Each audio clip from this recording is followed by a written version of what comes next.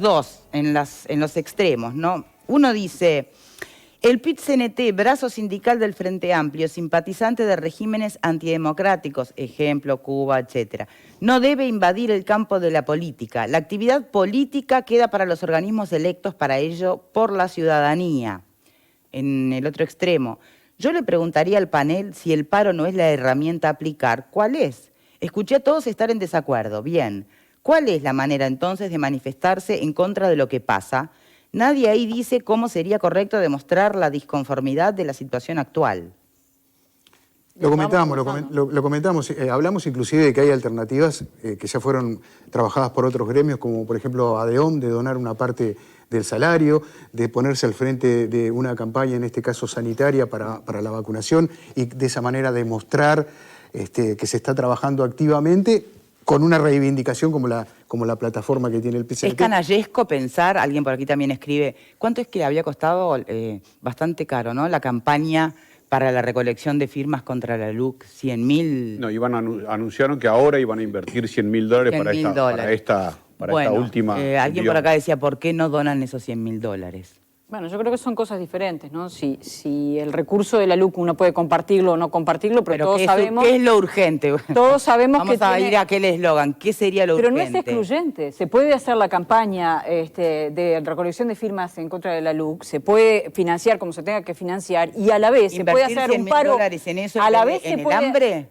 ¿Cuánto se recaudaría si ese paro del 17 es un paro activo, digamos, y todos los que se adhieren donan sus jornales? Creo que sería una cifra la alternativa yo creo que esa es una alternativa. Antes de la pausa ya la mencionábamos. Ese mensaje, si eso sucede, no va a suceder por supuesto, pero si eso sucede, donar el jornal o el salario de ese día de cada trabajador, ¿verdad? Para repartirlo, ahí yo me pliego. Ahí va a conseguir mucho más adeptos que los que pueda conseguir al paro, seguro. Y el mensaje de la población donando sus salarios para los que lamentablemente no lo tienen va a ser muchísimo más fuerte que un paro general. Porque en definitiva, lo que decía yo al principio, el paro general hoy, estamos acostumbrados, y el acatamiento, quien le guste más, quien le guste menos, cada día, cada vez que se hace un paro, es menor. Entonces, una medida del impacto que hablaba Vero ahora, si eso la sociedad llega a responder de esa forma, va a ser un tirón de orejas para el Poder Ejecutivo.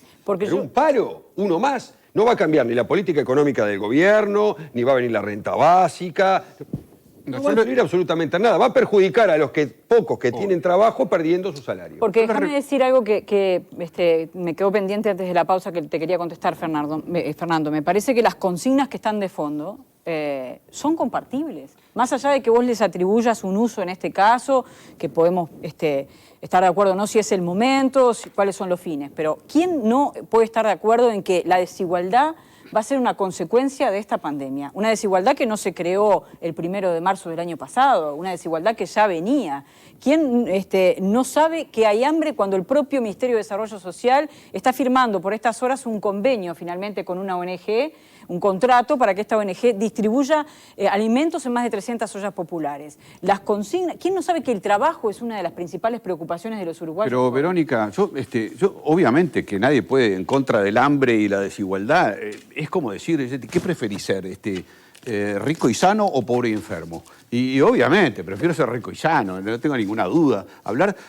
¿Por qué no hicieron un paro por el hambre y la desigualdad cuando se perdieron $1.000 millones en ANCAP, o la plata de la regasificadora, o Aratirí, o Pluna, o los casinos? Porque ahí es plata que se fue, con esa plata se podía haber... ya termino, pero con esa plata se podía haber paliado el hambre. Ahora hacer un paro ahora por hambre, pero además les recuerdo que es el segundo paro del PIT-CNT.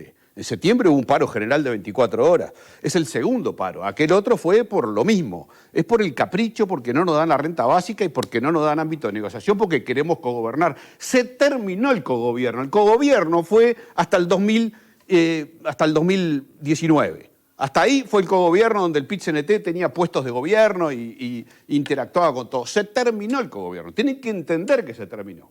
Y usar un paro general, una herramienta como el paro general, por capricho, para mostrar su fortaleza, que está, reitero, basada fundamentalmente en los trabajadores del sector público, fundamentalmente, no solo, pero fundamentalmente, y como tú decías hoy, en el marco de una recolección de firmas por la LUC, que tiene que ver, porque todo tiene que ver con todo acá. no es por el hambre y la desigualdad. Yo insisto, el paro no es por el hambre y la desigualdad. Si fuera por el hambre y la desigualdad, estarían preocupados en trabajar más, no en trabajar menos. A mí me enseñaron desde chico, ¿cómo haces para comer? Laburá. No, pará, quédate en tu casa. Laburá, trabajá. Para comer hay que trabajar. Y el PIT-CNT parece que no lo entiende. Porque claro, los dirigentes sindicales no precisan trabajar para comer. Ganan muy bien y no laburan. Laburan de dirigentes sindicales, no laburan en sus trabajos. Obviamente, ellos no precisan. Y abrazan otra ideología, que no es la ideología que abraza fundamentalmente este país, que es el inserto dentro del capitalismo. Pero cuando vos haces aparte un paro general, la central sindical lo que busca claramente es obtener algún resultado. Que esa medida de lucha y medida de fuerza tenga un impacto en el gobierno a los efectos de que cambie su opinión con determinadas cosas o cambie su política económica o lo que estén buscando. Que no va a suceder.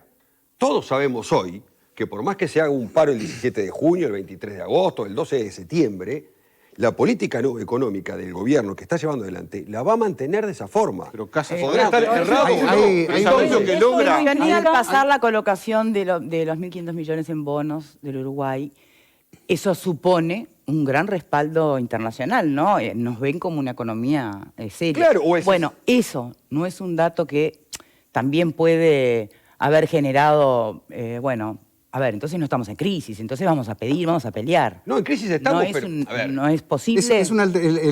La generación de deuda a través de papeles es una alternativa absolutamente válida. Sí. Los bonos son para el 2031, por lo cual la pelota ha ido bastante para adelante. Lo bueno es que el país se hace de dinero fresco A eso rápidamente. voy, por eso mismo. Y bueno, vamos a ver qué prioridad se le da a eso.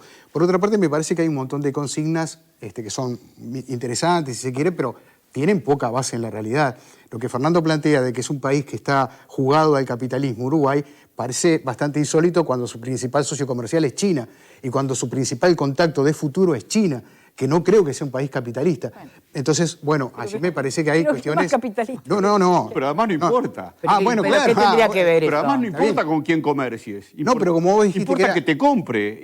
Pero es nuestro negocio. Somos un país agroexportador, vivimos de eso. Claro, está China bien. nos compra todo, le vendemos todo a China. ¿Qué me importa el color político del gobierno al que le como vende? vos dijiste que está inserto dentro del capitalismo y negocia con el ¿Y el capitalismo. Uruguay qué? ¿Tiene No, algún otro modelo que no sea el capitalista? No, pero su principal socio comercial no es ¿Y capitalista qué me precisamente. importa lo que sea? No. bueno, Ideológicamente, bueno, Eso no nos cambia nuestro... Y además China... No es una cuestión ideológica, y además todo lo China, contrario. pero además China, que vos lo sabés bien, estás introduciendo un tema que sabés que no corresponde. ¿Por qué no corresponde? ¿Por qué no? Porque tiene un sistema comercial inserto dentro del mundo capitalista y un gobierno comunista. Sí.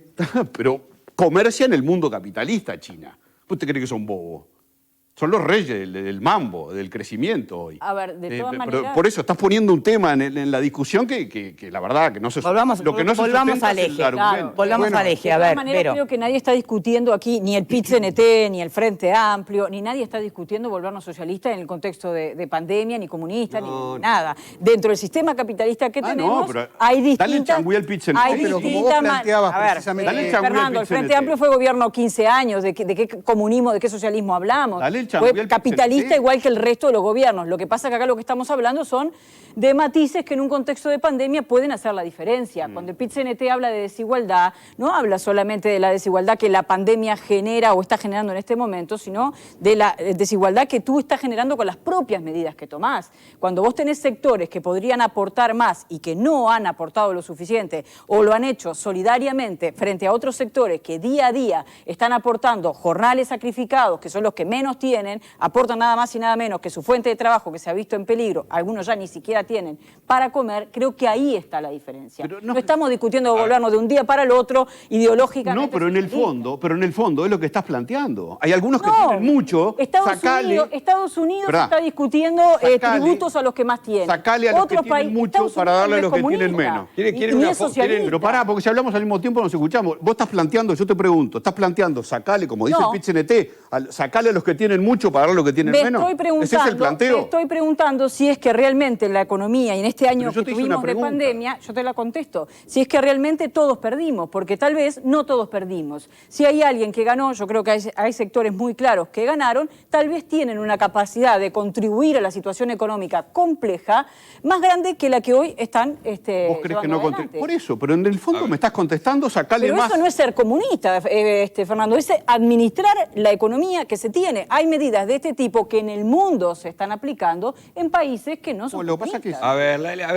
Yo creo que el Fondo Monetario Internacional precisamente no es comunista. Esto, uno de los aportes que está haciendo justamente el Fondo es Monetario, eso. vamos, el Fondo Monetario lo que hace es prestar plata. Una foto. El Fondo Monetario presta plata. Entonces el Fondo Monetario te dice endeudate. Papá, dale, ¿qué haces que no te endeudas? Escuchá, una foto de este paro. Endeudate. No te pongan Uruguay No me integra pongan el Fondo nervioso, Monetario pero usamos Internacional. No es un banco privado el Fondo Monetario Internacional. En cualquier Está integrado caso, por en cualquier caso, y sin tener que llegar a las etiquetas de Aparte, ¿quién habla de comunismo endeudarte o cuando emitís un socialismo, bono ¿no? a o 2031? capitalismo. ¿Eso qué es? La posibilidad de Deuda, humanizar el deuda sistema pública. en este contexto, Pero es más ¿no? barata Yo le que- llamaría solidaridad al que el que tiene más aporte más. Y sí, es que ¿No? Pero eso es de si no lo entendés, pero es así. Es una lucha de toda. A ver, eso. Claro que es Pero que así. ya De es hecho, así. nuestro sistema tributario está forjado en ese concepto. Por supuesto. Pero en este contexto, es verdad que hay algunas actividades que les va no solo mejor, les va muy bien. ¿Es fuera de lugar plantear que ocurra el verdadero derrame?